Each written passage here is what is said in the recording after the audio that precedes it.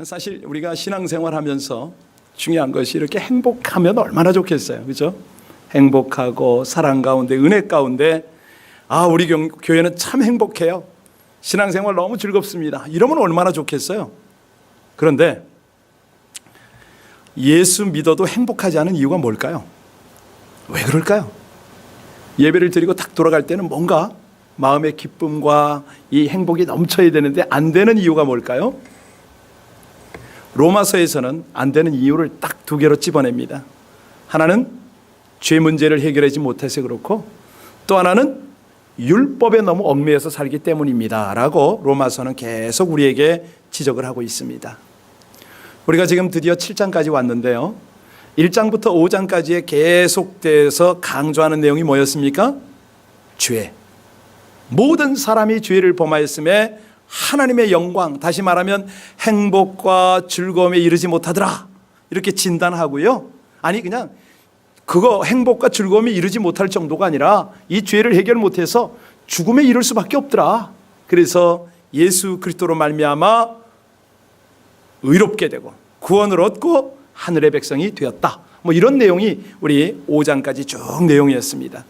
이제 드디어 6장부터 8장까지 단락을 우리가 지금 다루게 됐는데, 이 여기의 핵심이 뭐냐면, 그렇다면 어떻게 살아야 될 것인가? 어떻게 살아야 될 것인가?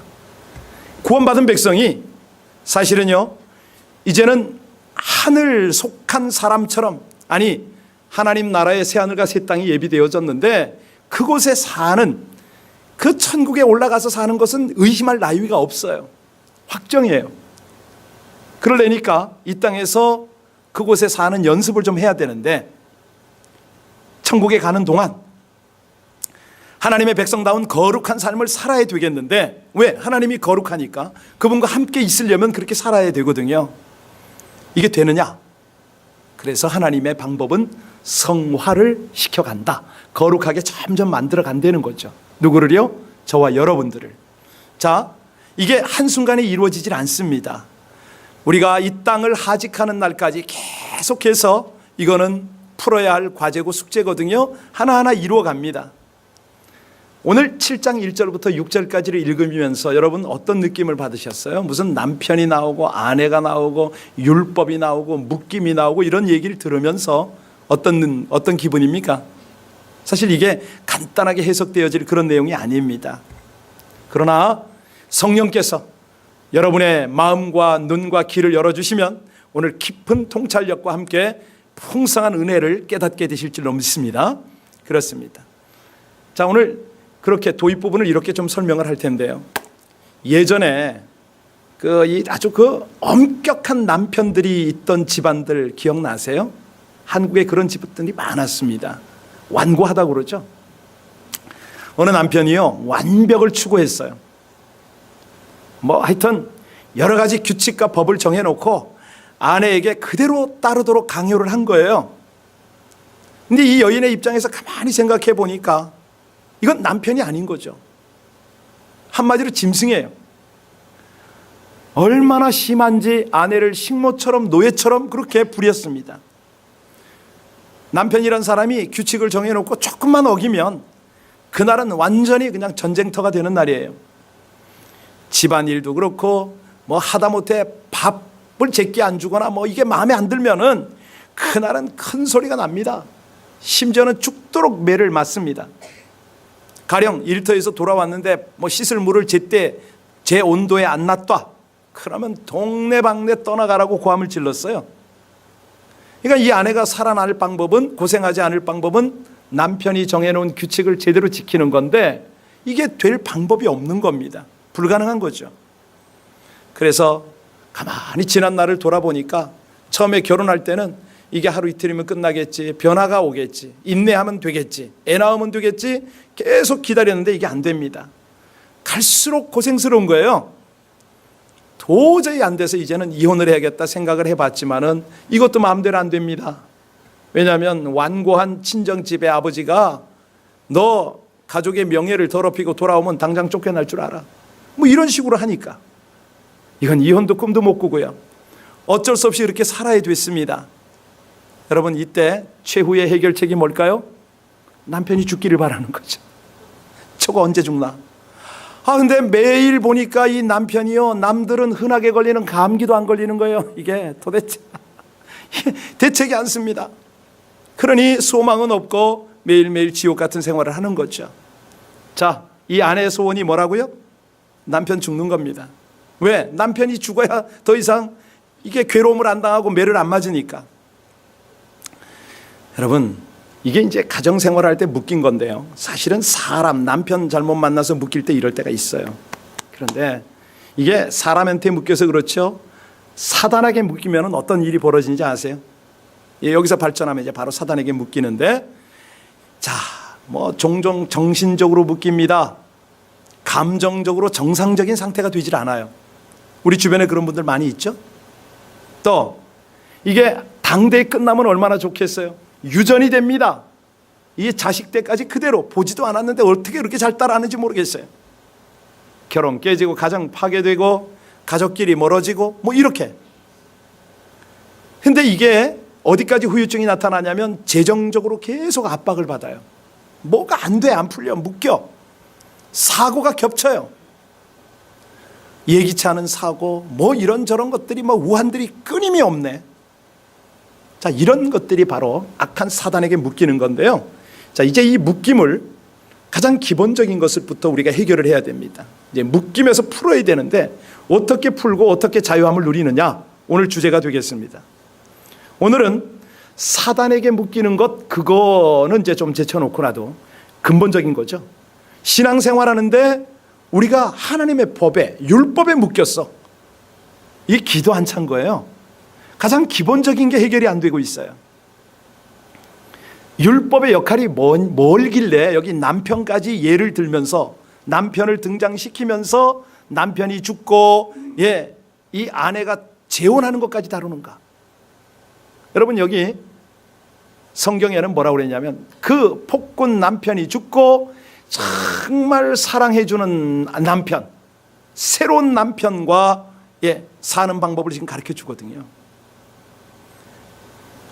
어떤 느낌이 들겠어요? 여기 지금 꼼짝도 못해요.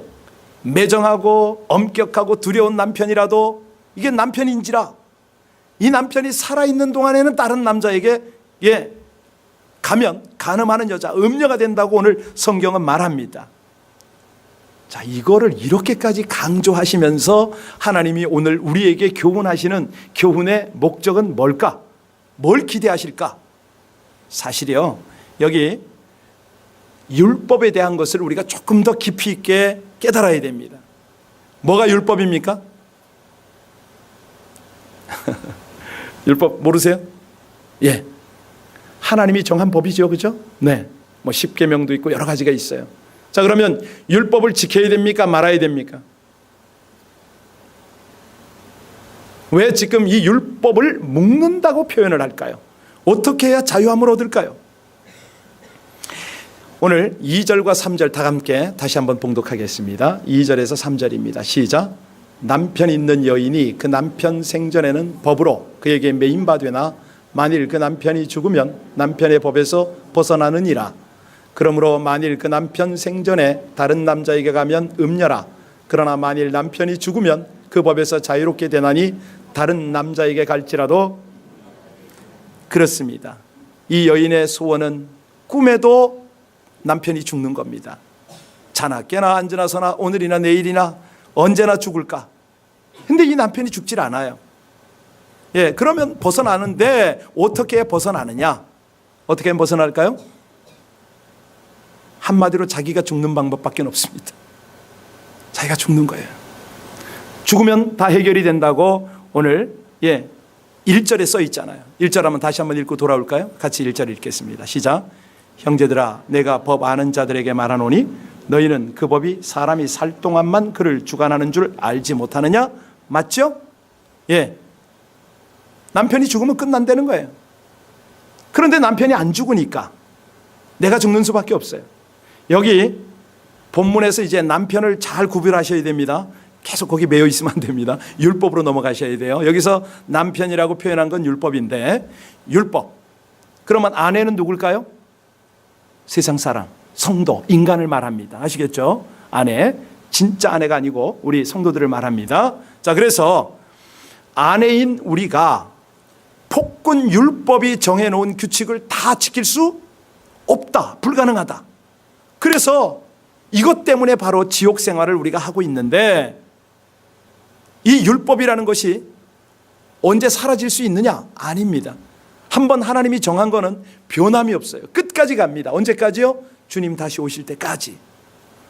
풀은 마르고 꽃은 시들지만 이 율법은 영원한 거예요. 자, 그러면 율법이 사라지지 않으니 어떻게 이 율법을 떨쳐버릴 수가 있느냐? 불가능합니다. 방법이 뭐라고 그랬습니까? 내가 죽는 거다. 자, 죽을 때에만 폭군 남편과 갈라설 수가 있잖아요. 그러면 아니, 율법 지키지 못한다고 자살이라도 하라는 말이냐? 목숨 끊으라는 말이 아닙니다. 그럼 어떻게 죽는 게 죽는 거냐? 여기요, 예수 그리스도를 믿음으로 육신을 그리스도와 함께 죽이다, 이런 뜻입니다. 근데 이제 육신, 그러니까 우리가 생각하는 바디를 말하는 거냐? 아닙니다. 이게 아니고요, 육신이란 건 뭐냐면 예수 믿기 전에, 내가 그리스도인이 되기 전에 우리 속에 있는 온갖 부패한 죄성, 이걸 말하는 겁니다. 이 죄성을 죽이는 거예요. 여러분, 예수 그리스도를 구세주로 영접하셨습니까? 아멘이십니까? 이거 확인하셔야 됩니다. 내가 예수님을 구주로 영접하셨다, 이거는 뭐냐면 그분이 내 안에서 나를 통치하신다, 이 말이거든요. 나를 다스린다, 나의 주인이 되셨다, 이 말입니다. 그런데 많은 성도들은 그분이 나의 주인이 아니라 내가 나의 주인입니다. 그것도 옛사람이, 아직 죄가 가득한 옛사람이 내 주인이 되었다, 이건 아니라는 거죠. 성경을 여러분 다시 한번 보실까요? 로마서 6장 4절을 보시기 바랍니다. 거기 보면 뭐라고 그러냐면 6장 4절에 그러므로 우리가 그의 죽으심과 합하여 세례 곧 침례를 받음으로 그와 함께 장사되었나니, 아주 중요한 구절입니다. 아직 여기 침례 받지 않은 분들 계신데요, 중요한 것은 우리가 성례라고 그러죠. 세례 혹은 침례인데 똑같습니다만은 이제 침례를 받을 때는 어떻게 하냐면 물속에 완전히 잠겨요. 무슨 뜻입니까? 내 속에 죄성이 있는 옛날 사람은 물속에서 완전히 죽고 물에서 올라오면서 어떻게 합니까? 예수와 함께 새 생명으로 삽니다, 부활합니다, 이 뜻이잖아요. 이거거든요. 그러니까 다른 차원에서 보면 옛 성품, 악한 죄성, 이거를 장사 지내는 거죠. 바로 이겁니다. 우리가 새 생명을 살아야겠는데, 하나님이 주신 행복과 기쁨의 삶을 살아야겠는데, 이게 왜 안 된다고요? 옛 성품 때문에 안 된다는 겁니다. 그래서 이 복음의 원리를 잘 깨달아야 되는데요, 은혜의 원리입니다. 복음의 원리, 은혜의 원리, 자유함의 원리가 뭐냐면 주와 함께 죽고 주와 함께 사는 것이죠. 이게 원리입니다. 그 6장 8절 여러분 큐티 다 하셨을 텐데 거기 뭐라고 그랬습니까? 만일 우리가 그리스도와 함께 죽었으면, 예수와 함께 죽었으면 또 그와 함께 산다, 이걸 믿는다는 거예요. 우리가, 이게 원리입니다. 옛 것을 장사 지내버리면 그 다음부터는요, 내 안에 새로운 생명이 살아나는 거죠. 바로 그때부터 묶임에서 자유함을 얻습니다. 왜? 예수께서 십자가에서 율법을 다 이루셨다 그러셨잖아요. 완성하셨다. 이게 복음입니다. 은혜의 원리라는 거예요. 우리가 예수를 믿는 이유가, 그분을 나의 구주로 모신 이유가 바로 이거 아닙니까? 오늘 6절 상반절을 가만히 보면요, 이제는 우리가 얽매였던 것에 대하여 죽어서 율법에서 벗어났다 그랬죠.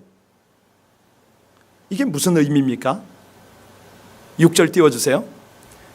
이제요, 우린 더 이상 율법의 종이 아니라는 거죠. 그리스도 안에서 자유자다, 이 말인데 이게 실감이 안 나요. 이제는 노예가 아니고, 율법에 매여 사는 노예가 아니고 당당하게 살 수 있는 자유인이 되었다, 이 말인데 계속 죄의 종노릇 하고 있어요. 율법에 더 이상 종노릇 하지 말라고 그러는데, 예수와 함께 율법에서 벗어나서 자유함을 누리라고 그러는데 이게 안 돼요. 자, 그런데 이제 여기서 질문이 있습니다. 여러분들은 그런 질문을 할 수 있어요. 그러면 율법이 죄를 만들기 위해서 있느냐? 죄냐? 율법 이거 잘못된 거 아니냐? 어떻게 생각하세요? 우리를 힘들게 하기 위해서 율법을 하나님이 만들어 놓으셨나요? 내일 큐티하게 될 7절 한번 보세요. 7절에 보면 뭐라고 그랬냐면 7장 7절에 그런즉 우리가 무슨 말하리요? 율법이 죄냐? 그럴 수 없느니라. 율법은 죄가 아닙니다. 율법은 선한 겁니다. 율법의 역할이 뭐죠? 죄를 깨닫게 한다, 이 뜻입니다. 12절에 그 말이 나와 있거든요. 이로 보건대 율법도 거룩하며 계명도 거룩하며 의로우며 선하도다. 한마디로 하나님은 완전하십니다. 하나님의 말씀, 하나님의 율법은 흠이 없습니다. 1.1획도 변할 수가 없습니다. 자, 그러면 이제 질문해야죠. 하나님, 우리 골탕 먹이려고 율법 주셨어요? 이 율법이 우리에게 왜 필요합니까? 왜 필요하죠? 그러므로 3장 20절에 말씀합니다. 율법의 행위로 그 앞에서 의롭다 하심을 얻을 육체가 없나니 율법으로는 죄를 깨달음이라, 이렇게 말씀하셨어요. 우리의 실체를 보라고 율법을 주셨다는 거예요. 율법이 뭐 하는 역할을 한다고요? 죄를 깨닫게 한다. 오늘 아침에 거울 안 보신 분 계세요? 다 보셨죠? 거울 보면서 뭐 하십니까? 꽃단장 한다고요? 그거 안 해도 머리가 헝클어졌는가? 얼굴에 뭐가 묻진 않았는가? 심지어는 이에 고춧가루가 끼지 않았는가? 뭐 이런 거 보려면 거울을 봐야 되잖아요. 다 보셨잖아요. 율법이 바로 그런 역할이에요. 우리의 모습을 비춰주는 거예요. 내 인생이, 내 삶이, 내 미래가 어떨 것인가? 율법이 없을 때는요, 죄를 짓고도 죄인지도 몰랐어요. 제 마음대로 살았어요. 그런데 율법에 딱 비춰보니까 오호라, 나는 죄인이로다, 이게 나타나는 거예요. 자, 우리 어제 청년들 너무너무 잘했는데 그 청년들 중에 너무 감사한 것이요, 이제 교회 갓 나온 청년들이 있어요. 믿음을 세워가는 청년들이 계세요. 청년들에게 제가 알려드릴게. 이 성경이 도대체 뭐 하기 위해서 우리에게 있을까요? 읽으라고? 읽어야죠. 근본적 목적이 뭘까요? 성경이 우리에게 주어진 목적, 말할 것도 없죠. 하나님을 알도록 하는 거 아닙니까? 하나님의 마음을 알고 하나님의 뜻을 알고 그분의 모습을 알고 알려는 거죠.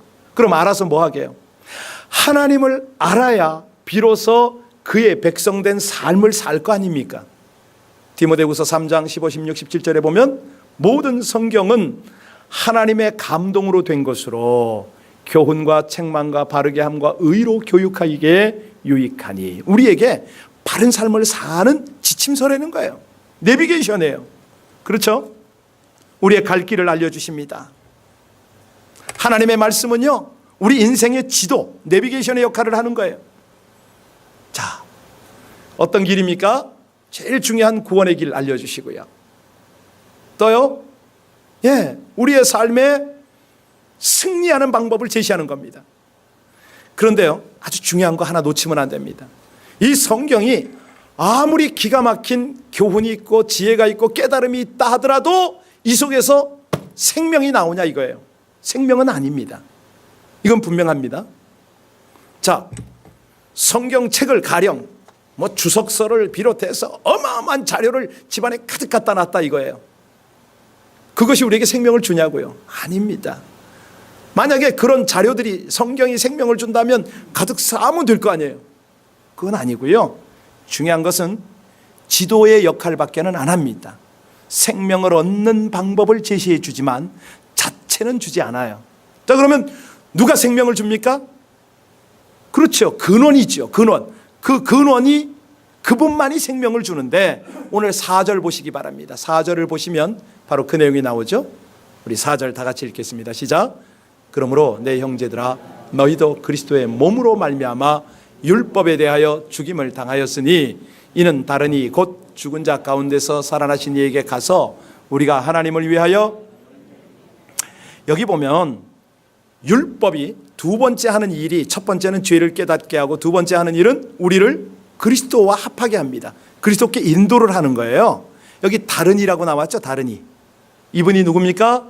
십자가에서 죽으신 분, 사흘 만에 부활하신 예수 그리스도. 다시 말합니다. 사망 권세 깨뜨리고 다시 살아나셨기 때문에 이분이 바로 생명의 근원입니다. 이분이 생명이에요. 우리가 예수를 믿는 이유가 바로 이건데요. 그분의 생명을 믿는 거예요. 우리가 지금 율법을 옛 남편이라고 그랬잖아요. 그렇죠? 자, 그러면 옛 남편이 있다는 것은 새 남편이 있다는 전제 아닙니까? 옛 남편이 율법이라면 새 남편은 누구다? 그렇죠. 생명이다. 예수 그리스도다. 바로 이 말입니다. 이거를 지금 설명하는 거예요. 오늘 본문이. 자, 우리가 옛 남편 율법이 이제는 떠나가고 새 남편이 예수 그리스도가 우리가 남편을 삼았는데, 다시 말하면 우린 신부예요. 더 이상 율법에 시달리지 않고 새 남편인 예수 그리스도 안에서 은혜와 또 사랑 가운데 행복을 누리면서 산다는 거예요. 그게 6절이거든요. 오늘 6절 내용 참 중요한데요. 자, 6절 같이 읽겠습니다. 다시 한번 시작. 이제는 우리가 얽매였던 것에 대하여 죽었으므로 율법에서 벗어났으니 우리가 영의 새로운 것으로 섬길 것이요 율법의 조문에 묵은 것으로. 그렇습니다. 이 6절 말씀 대단히 중요한데요. 옛 남편 율법으로부터 벗어났고 얽매인 것에서 죽었다. 벗김을 받았다. 그러니까 옛 남편 율법 대신에 새 남편 예수와 함께 연합하는 것, 이게 기가 막힌 하나님의 복음인 거예요. 여러분, 성도들이 살아가는 삶의 원칙이 뭔가요? 어떻게 살아가는 원리가 뭡니까? 우리 성도는 어떻게 사는 겁니까? 다른 거 없습니다. 딱 하나입니다. 은혜의 법칙을 따라 사는 거거든요. 은혜를 따라 사는 겁니다. 우리가요, 율법으로 살아가려면 한두 끝도 없습니다. 딱 모이면요, 뭐 지지고 볶고 니 잘났고 내 잘났고 그냥 계속 지적하면서 네가 떠나야 되고 뭐 별소리가 다 많아요. 그거 아니에요. 우리가 살아가는 법은요, 은혜밖에 없습니다. 여기는 은혜를 사모하는 사람이 모이잖아요. 그러니까 은혜를 사모하면 허물이 드러나도 아프질 않아요. 어린 신앙이 더 사랑받는 곳이 바로 교회예요. 연약한 지체들이 더 사랑받는 것이 그런 곳이 가정 아닙니까?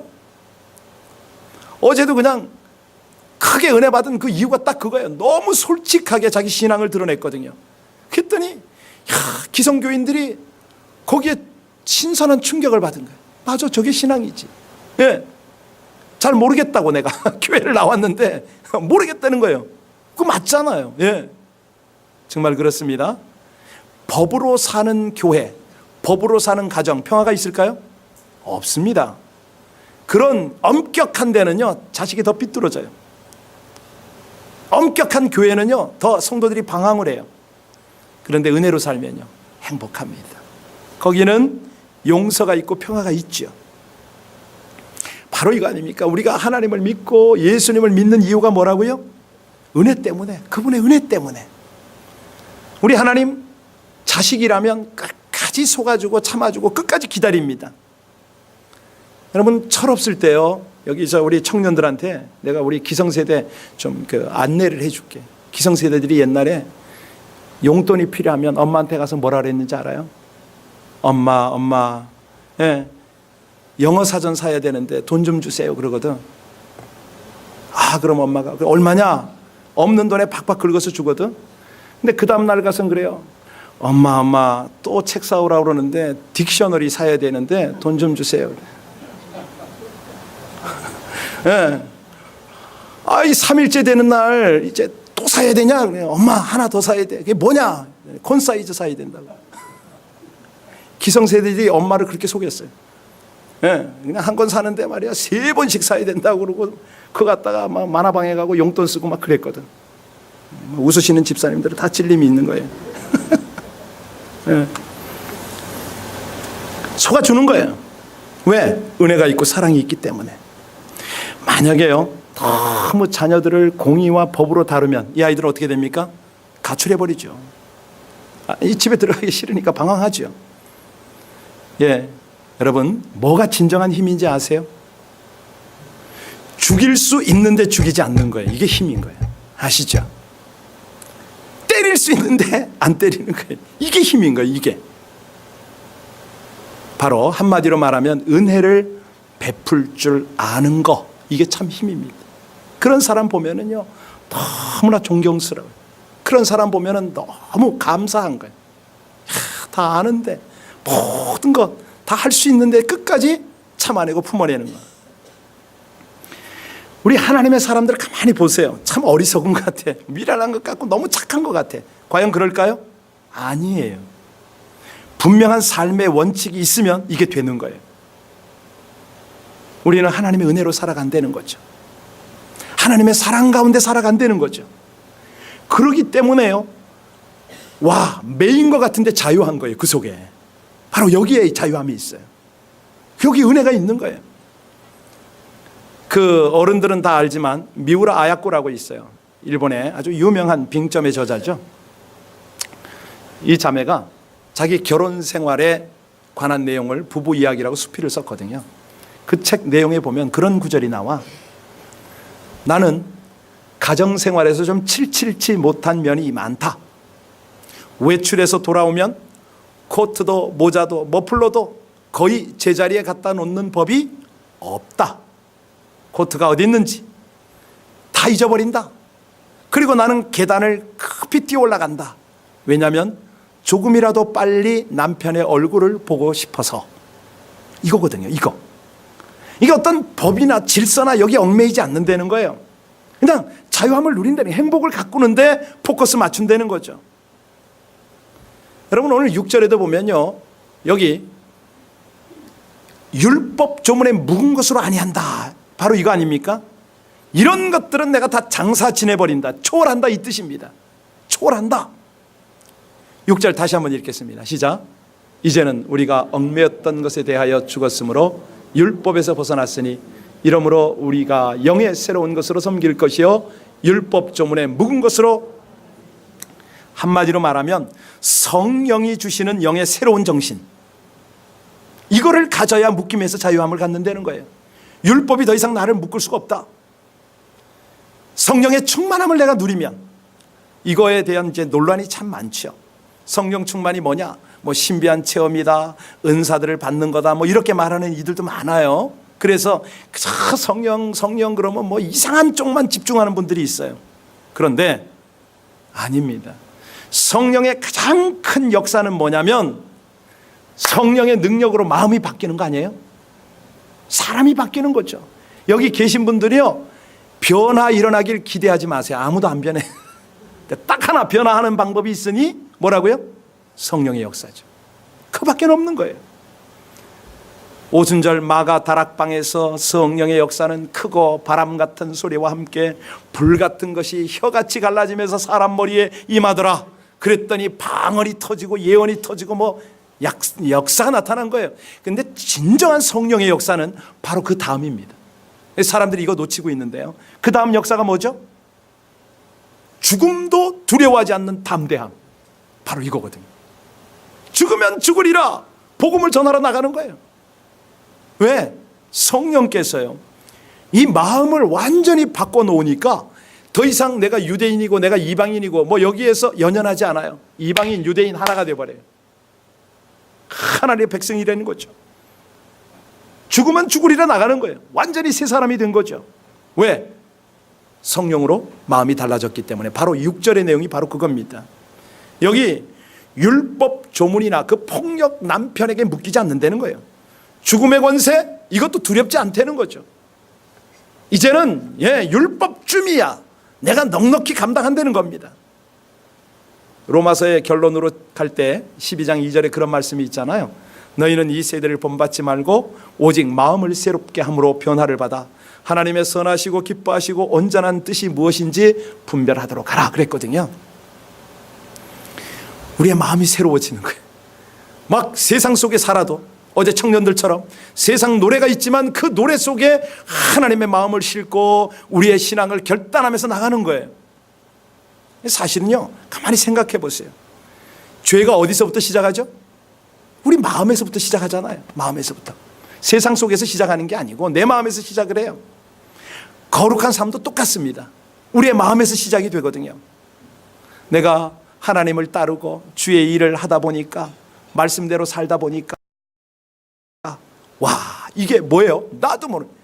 우리 청년들 기억하실 거예요. 이제 앞으로 노래방에 가서 짧게 논 것은 그 뭐 뜨겁게 놀았다 하더라도 순간이에요. 잊어버려요. 근데 이렇게 한번 딱 논 거는요, 평생 안 잊어버려요. 두고두고 생각이 나. 바로 그런 거예요. 똑같은 상황인데도 다릅니다. 저도 그걸 느껴요. 설교를 준비하거나 설교하러 올라오기 직전에 이 앞에 있을 때 제가 가장 집중하는 게 뭔지 아세요? 하나님의 성령의 감동을 받는 겁니다. 그러면 간절한 기도가 되고요, 갑자기 저도 모르게 눈물이 날 때가 참 많아요. 대부분입니다. 어떤 때는요, 뭐 저도 모르게 그냥 울고 있을 때 그때 제가 자각을 하고요, 어떤 때는 막 서럽게 속에서 막 눈물이 펑펑 쏟아 나올 때가 있어요. 그런데 더 놀라운 것은 뭐냐면, 그렇게 울면서 뭘 느끼냐면 제 마음속에 확신과 기쁨을 느낀다는 거예요. 목사도 인간이니까 별의별 일 다 많죠. 그런데 마음에 있던 쓴뿌리나 상처나 여러 가지 힘든 관계, 이런 것들이요, 다 해결되지 못하잖아요. 그게 그 눈물 속에서 하나님의 은혜 가운데 다 해결이 된다고. 완전히 되느냐? 아니, 또 생기니까 또 있겠죠. 그럼에도 불구하고 그 예배를 준비하며 오는 그 사이에, 불과 이 몇 분, 몇 초 사이에 자유함을 누리는 거예요. 묶임이 풀어진 거예요. 바로 이런 거거든요. 여러분, 다시 한번 진단하겠습니다. 예수 그리스도를 구주로 영접하시고 그분이 여러분들의 주인임을 믿으십니까? 예, 그렇습니다. 그러면 우리가 옛 율법에 더 이상 묶이지 않고 예수님이 십자가에 그걸 다 못 박아서 완성을 시켰기 때문에 새 남편 예수와 함께 자유함을 누리게 됨도 믿으십니까? 그렇습니다. 그렇다면요, 또 어떤 분은 진정 아멘이 안 되고 또 아멘을 해도 실감 못 하시는 분들 계세요, 여기에. 그런데요, 방법은 하나밖에 없어요. 어떻게 해야 되느냐? 성령 충만 받아야죠. 성령의 내주와 인도를 받아야죠. 이 성령의 기름 부음은 묶인 결박을 끊게 만드는 강력한 힘으로 역사하거든요. 가령 삼손이 성령이 임했더니 새 밧줄로 꽁꽁 온몸을 묶어놨잖아요. 이 밧줄을 어떻게 해요? 성령이 임하니까 불에 탄 줄같이 끊어버리잖아요, 한 번에. 이게 성령의 역사거든요. 아니, 사람이 만든 줄과는 상관없이 이제 쇠로 만든 것도 또 어떤 사람은 경험하잖아요. 바울과 실라 같은 경우에 그냥 옥중에 갇혀버립니다. 그것도 쇠 착고를 발까지 다 차고 쇠 줄에 매여가지고 딱 해요. 그런데 성령이 임하니까 어떡하죠? 그 옥중에서 찬양했더니요, 옥문이 흔들리고 옥터가 흔들리고 문이 열리고 착고가 다 풀어지더라. 이게 매임에서 풀어지는 자유함을 얻는 기적이잖아요. 어디서 나왔어요? 성령 충만함에서 나왔죠. 우리가 사모할 것은 뭐라고요? 바로 이겁니다. 조금이라도 더 성령께 사로잡히기 위해서, 성령님 저를 사로잡아 주옵소서. 성령님 모든 묶임을 풀어 주옵소서. 여러분, 지금 율법의 묶임만 이야기했지 정작 중요한 사단의 묶임은 이야기도 못했어요. 나중에 다루겠습니다만은 중요한 것은 이 모든 묶임에서 풀어지는 방법이 뭐라고요? 바로 영의 새로운 것. 6절이 있죠? 영의 새로운 것. 이것으로 섬기라 이거예요. 그러면 더 이상 어떤 것도 문제가 되지 않은 거예요. 기쁨으로 다 감당이 되는 거죠. 다 즐거움 속에서 넉넉하게 다 감당이 되는 거죠. 우리 함께요, 여러분들이 정말 즐겁고 기쁜 행복한 신앙생활이 되었으면 참 좋겠습니다. 예수님으로 말미암아 모든 묶임을 풀어버리고 성령으로 말미암아 자유함과 기쁨을 누리고 행복을 누리면 좋겠습니다. 우리 함께 기도할 때요, 먼저는 율법에 매이지 않도록 모든 결박을 끌어버리신 예수님을 감사하고 예수님의 사랑과 성령의 인도를 따라서 은혜 안에서 자유함을 누리게 하여 달라고 우리 간절히 기도 올리겠습니다.